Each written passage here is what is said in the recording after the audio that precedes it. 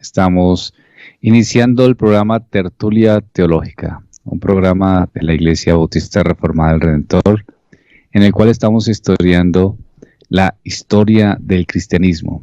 Nos acompaña, como siempre, quien nos está llevando por este camino, el académico Joel Sarman, quien nos va explicando todos esos devenires históricos. Hermano Joel, buenas noches. Buenas noches. Entonces, hoy vamos a empezar con Francia, Holanda y Escocia, ¿verdad? Pues sí, vamos a acabar con ellos. Exacto, muy bien. Perdón, vamos a terminar. Francia, Holanda y Escocia. Cualquier pregunta, cualquier inquietud que quieran ustedes, participación que quieran ustedes hacer, pueden hacerlo por medio de mi WhatsApp o por el chat de la emisora. Hermano Joel, entonces, adelante. Bueno, gracias.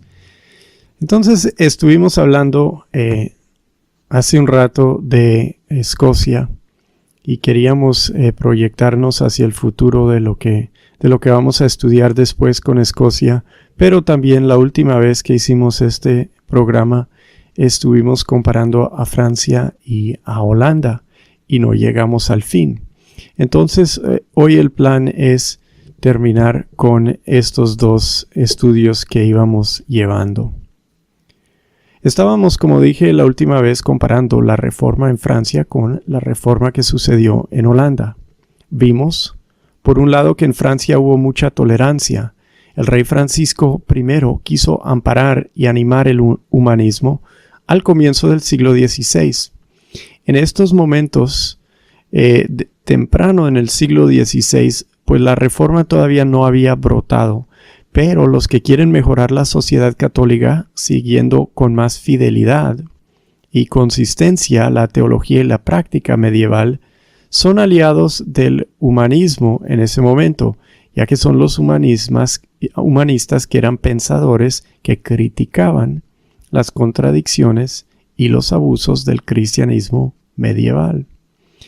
Y es por ver en su corte y en su país florecer algo del nuevo conocimiento con el beneficio del arte y cultura, podríamos decir, que el rey de Francia permitió que creciera algo que no le gustaba a los teólogos de la Universidad de París, que es el humanismo y estos otros que se reunían para estudiar las cosas y querían mejorar la práctica de la religión en Francia.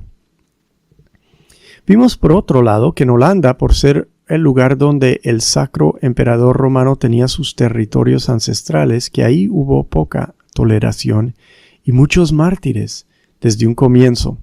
Al llegar la reforma traída por monjes de la misma orden de Lutero, agustinos, el emperador los mató de una vez porque lo pudo hacer.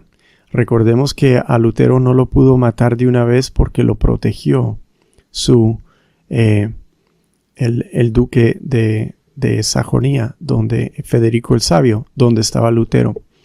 Pero estos monjes en Holanda pues no tenían protección porque estaban en los territorios donde no había otro duque, eran los territorios propios de el Sacro Emperador Romano de Carlos V, y él los mató creando un respeto en el pueblo holandés por estos hombres, porque llegaron con sus nuevas creencias, con su luteranismo, y los mataron y la gente le dio pesar.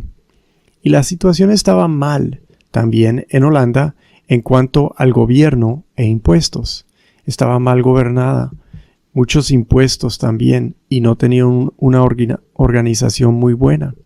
Así la gente estaba colmada y vieron que el control del gobierno no era fuerte.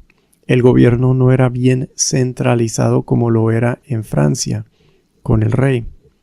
En Holanda, la reforma y el patriotismo se pudieron aliar. Esta es una fuerte combinación en cualquier lado que hay reforma. Cuando la reforma se puede aliar con el patriotismo, sale adelante. Y cuando el patriotismo pues es distraído por otras cosas, como en Francia, el patriotismo más le convenía al lado católico, pues la reforma no salió adelante.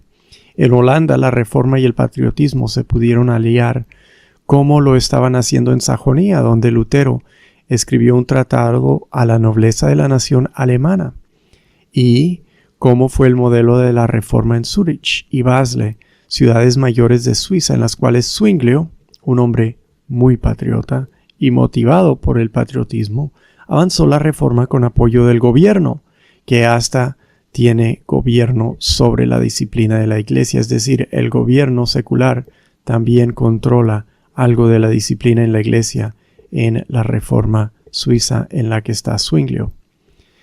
Cuando la reforma tiene aliados políticos, avanza más rápido, por los recursos que esto le presta, por la libertad que le da. Una de las lecciones que tenemos ahí es que Dios obra a través de medios y debemos ser sabios en cuanto a estas cosas para poder aprovechar y hacer decisiones buenas. Es una de las cosas que estudiando la historia pues podemos considerar. Vimos luego que en Francia crecieron los protestantes en regiones protegidas por algún noble y los corrieron de otras donde no había protección. La situación política, por el estable y fuerte gobierno central, creaba oportunidades y también falta de oportunidades en Francia en forma, como casi como de un tablero de ajedrez, ¿sí? Aquí hay reforma, aquí al lado no hay, aquí en otro lado hay reforma, aquí en otro lado sí, no lo hay, etc. Los protestantes de alto perfil huyeron de Francia.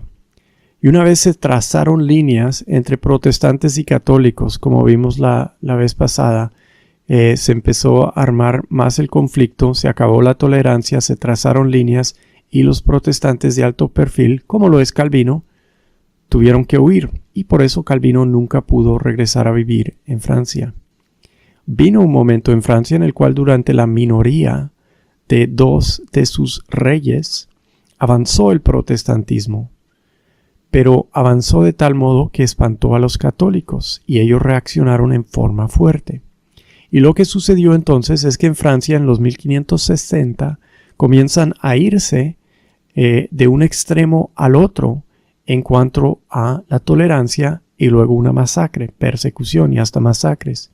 Y que sí, que no, hasta la masacre más tremenda del día, del día de San Bartolomé, tan traidor y contundente, que después de esto en Francia no se puede recuperar la buena fe entre los dos lados. Se forma una liga católica para coordinar la oposición al protestantismo y todo el tiempo desde Ginebra están entrando literatura, predicadores, porque Calvino está fomentando la reforma en su país desde Ginebra. En 1598, por fin, hay tolerancia otra vez en Francia después del tumulto social con un edicto que le llaman el Edicto de Nantes, en el que el rey, que era un protestante, se hizo católico, se volvió católico para así solucionar el problema de la violencia y la falta de confianza entre los dos lados. Así que los protestantes le tenían confianza porque era uno de ellos, se volvió católico para ganar la confianza también de los católicos. Y ese estado frágil de tolerancia duró hasta 1685, cuando se revocó el edicto y entró el despotismo ilustrado con todo el apoyo del catolicismo. En estos años del despotismo de hasta 1685 son los años del jansenismo, que es una especie de calvinismo católico. Es un agustinismo puro.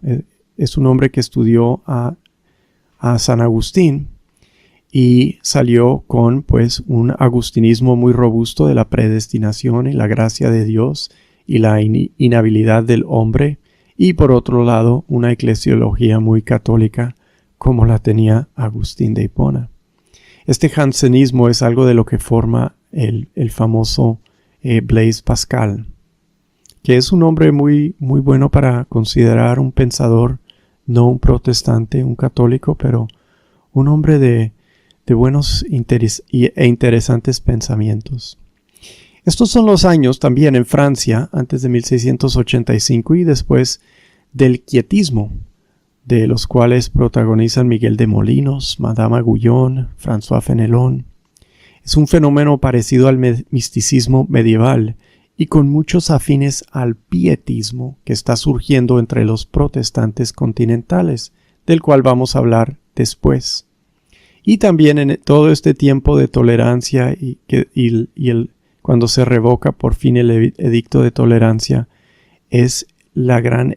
viene la gran era de los católicos predicadores en Francia, Fenelon y Bossuet, ambos de los cuales fueron buenos predicadores, y Fenelon escribió una serie de diálogos sobre la predicación que son muy buenos, me parecen muy buenos a mí, como unos diálogos platónicos, solo que están hablando de cómo predicar y qué es una buena predicación.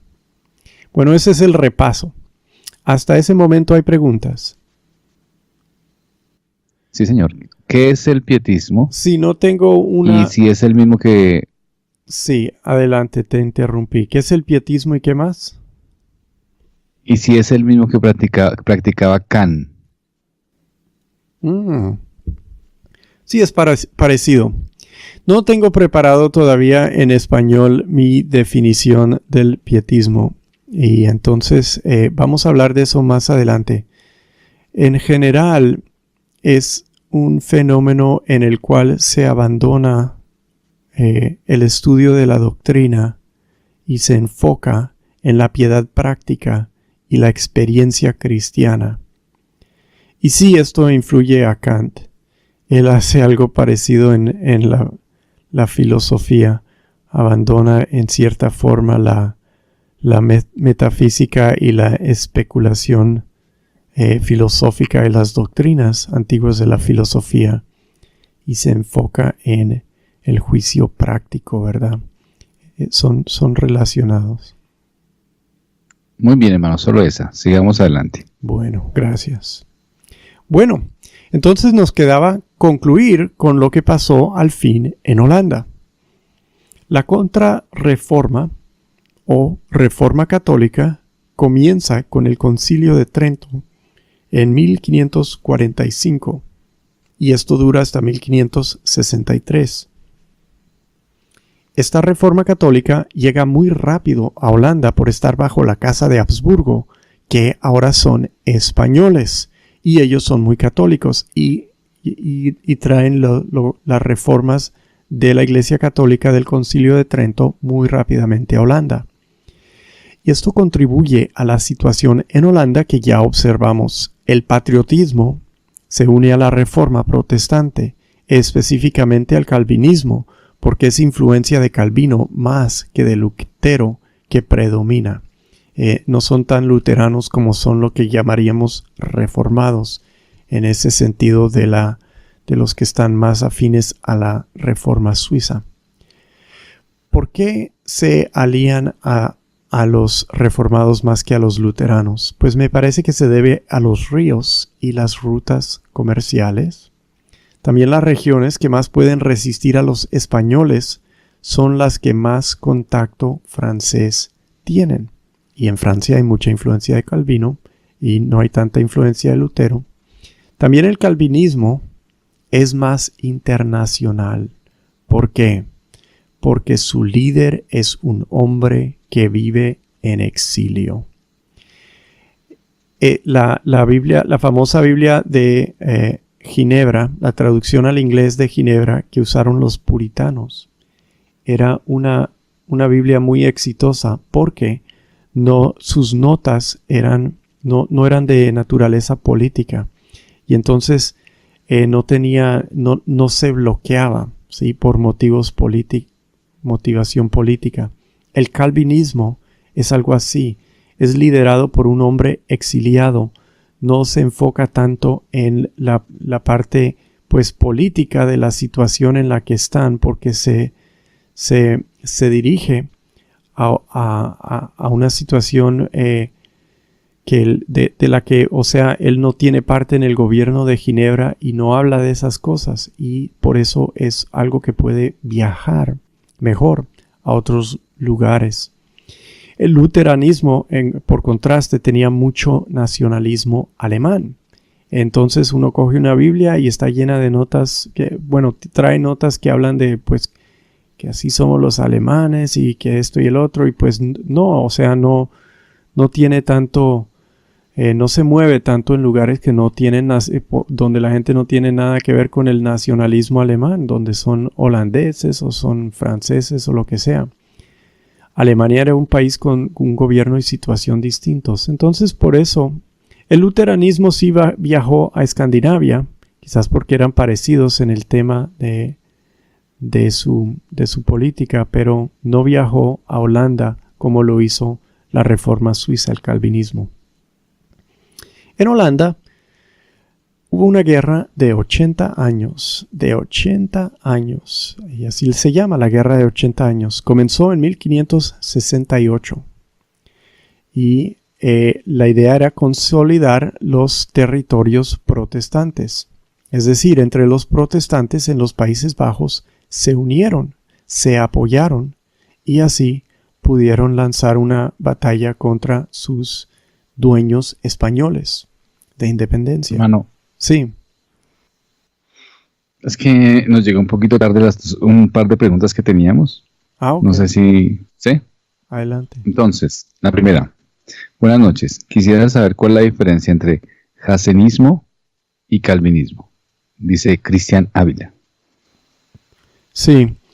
El jansenismo es un tipo de agustinismo, o sea, la doctrina de Agustín de Hipona. Y lo que hace es, pues, tomarlo directo, ¿sí? El hombre se dedicaba a hacer casi nada más que leer los escritos de San Agustín, y luego eso era lo que creía, ¿sí? Lo sacó de su tiempo en el cuarto y quinto siglo, y lo metió a su contexto y dijo, esto es lo que hay que creer. Agustín enseña todo lo bueno. Agustín era un hombre que, pues, obviamente creía en la soberanía de Dios, porque él tenía una visión muy pésima de la capacidad humana. Y en ese sentido se parece al calvinismo. El calvinismo es una forma de agustinismo. Cualquiera que crea que necesitamos la ayuda de Dios, o sea que Dios debe iniciar nuestra salvación y no somos capaces de iniciar nuestra salvación, son agustinos. Así lo es también Tomás Aquino, aunque la gente no piensa de él así. Él no es semipelagiano como lo fueron luego algunos de la iglesia medieval al fin de la época medieval. Pero entonces puede ser un fenómeno también entre los católicos, y es lo que fue el jansenismo. Ellos no salieron de la iglesia católica, fueron leales a la iglesia católica, pero tenían una doctrina muy agustina que se parecía al calvinismo en cuanto a la predestinación, la necesidad de la gracia de Dios y la pecaminosidad humana. Podemos decir entonces que una gran diferencia es que el jansenismo siguió siendo católico. Sí. No salió de la iglesia, fue muy leal a la iglesia católica. Y fue un fenómeno francés. Muy bien. Susana, ¿el pietismo es algo así como el pentecostalismo actual, que abandona la doctrina y se enfatiza en la piedad práctica? Quizás, pero es más como el evangélico común y corriente. Nosotros, los evangélicos, todos nosotros somos más o menos evangélicos, quizás algunos menos que otros y algunos más, pero es básicamente la idea que, pues, la doctrina no hay que complicarla mucho, es más importante tu experiencia de Dios, es algo más introspectivo. Vamos a hablar de esto más adelante. Entonces daremos mejor explicación si nos siguen parando bolas en los días venideros. Hermanos, muchas gracias por sus preguntas. Les animamos a que sigan haciéndola. Disculpen porque es que a veces no no las podemos ver porque estamos mirando el WhatsApp o el chat, pero ya tenemos todo organizado, entonces por favor ya podremos leerlas de inmediato. Sigue, hermano Joel. Ok. Siempre me meto en problemas cuando menciono cositas así, ¿verdad? Acabamos con muchas preguntas. Y yo no tengo respuestas. El problema que tengo yo es que yo no soy muy espontáneo. Yo escribo todo y todo lo que hago luego es leerlo porque lo preparo bien. Así siempre me acostumbro a hacer todas las cosas, hasta las predicaciones. Entonces eso, pues, eso no quiere decir que no hagan preguntas, hagan las preguntas, pero yo siempre siento que respondo peor a eso que a lo que planeo. No, creo que hay claridad, ahí va dándose claridad. Algunas de pronto quedan embolatadas, pero creo que en su mayoría hay claridad. Bueno, muy bien. Seguimos entonces. Estamos hablando de la Guerra de 80 años, que comenzó en 1568. Y comenzó porque los protestantes en los Países Bajos se lograron unir y apoyar y salieron adelante. Pero, cuando vieron que lo estaban haciendo, los territorios católicos se unieron para apoyar a España. Y le dieron duro a los protestantes y así se armó la Guerra de 80 años en Holanda. Es la misma situación que se vio en Suiza en los días de Zwinglio, donde la reforma avanzó en los cantones. En Suiza la reforma avanzó en los cantones, que es como departamentos, ¿sí? Con ciudades o municipalidades, con ciudades grandes.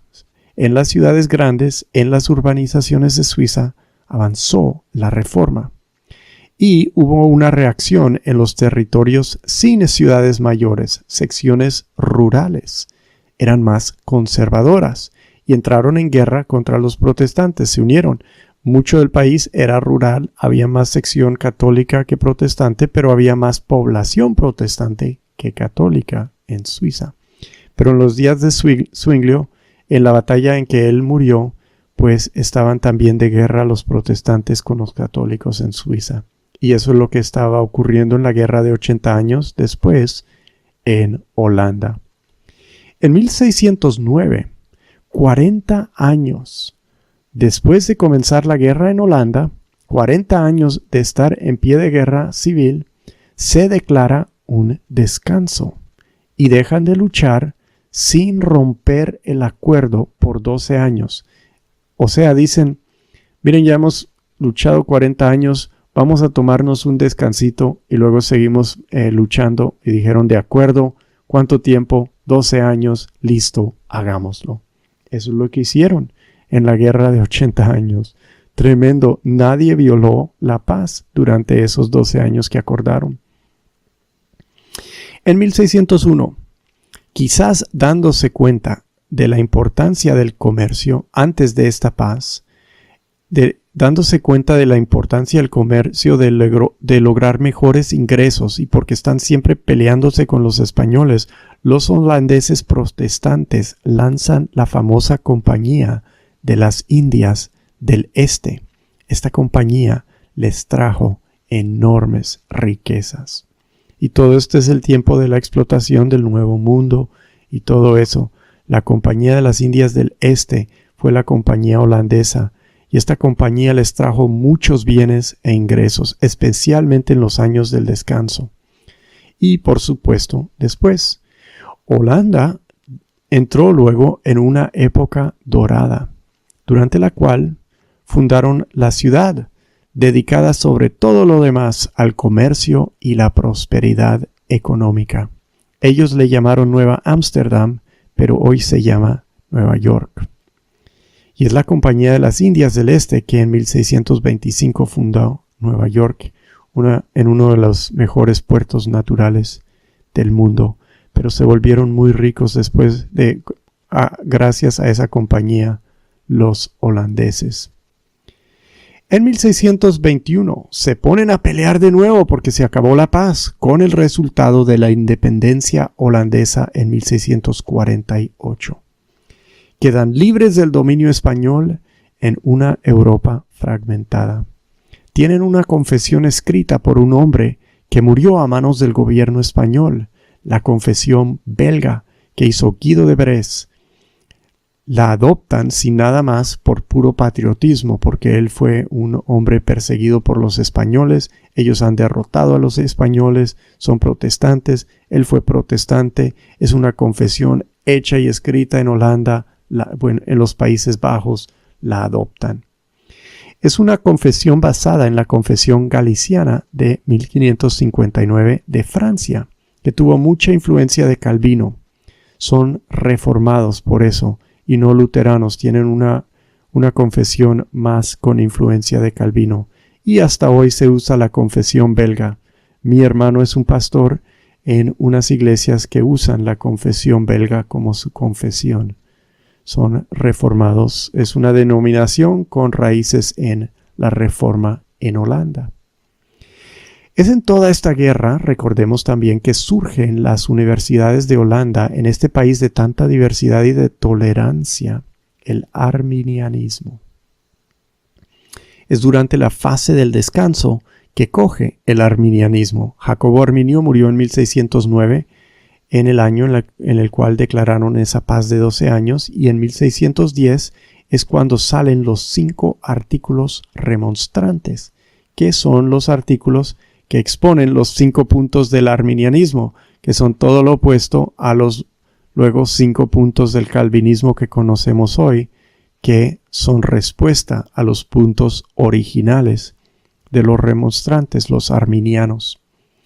Es en 1618 al 19 que viene el Sínodo de Dort, en el cual los protestantes de la Iglesia establecida reformada en Holanda, con apoyo internacional, repudian las enseñanzas arminianas y dicen: en la Iglesia de Holanda oficial no va a haber arminianismo, aunque se toleran, tienen tolerancia los arminianos.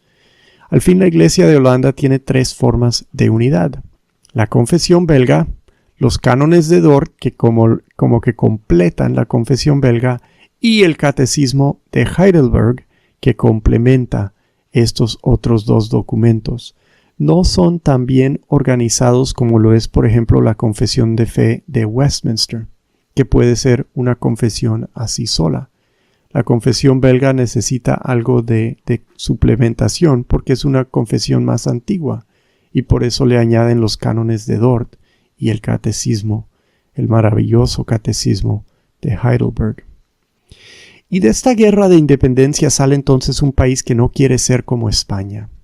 No son, porque los españoles los oprimían, no son católicos, son protestantes y se dedican a la prosperidad urbana, a la ética trabajadora protestante y la doctrina de la vocación, que deja que el hombre de negocios se dedique a su llamado de ganar y comprar y vender como un llamado de Dios. Esto es algo que trae la Reforma, que no tienen en las edades medias. Habían negociantes, pero pues los miraban como que pues ustedes les va a tocar mucho tiempo en el purgatorio. El protestantismo dice: no, Dios los llama a hacer eso, ellos deben ser buenos hombres de negocios, no deben hacer trampa, nada de eso, pero trabajar duro, ganar mucho, ayudar a los pobres, etc. Algo que distingue la Reforma del cristianismo medieval es que en realidad desarrolló su doctrina del purgatorio.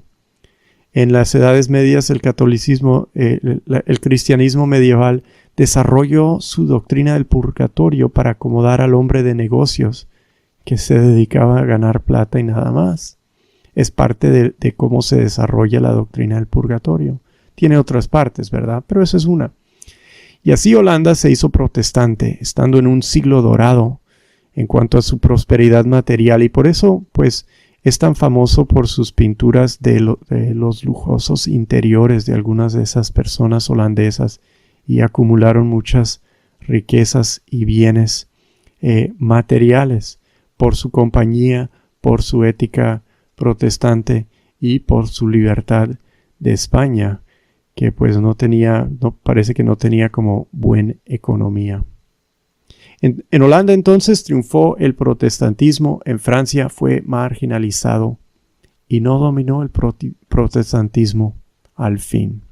Bueno, ese es el fin de esa comparación de Holanda y Francia. Hasta ahí, ¿hay preguntas o hacemos una pausa? Sí, señor, tenemos algunas preguntas antes de la pausa. La primera, ¿los remostrantes tienen alguna confesión conocida? Pregunta Carlos. Esa es una buena pregunta. Yo no sé. Sé que tienen esos 5 puntos remonstrantes, ¿sí? Que no son una confesión, son como una manifestación, una declaración. Supongo que debe haber alguna confesión, pero yo no sé cuál sería.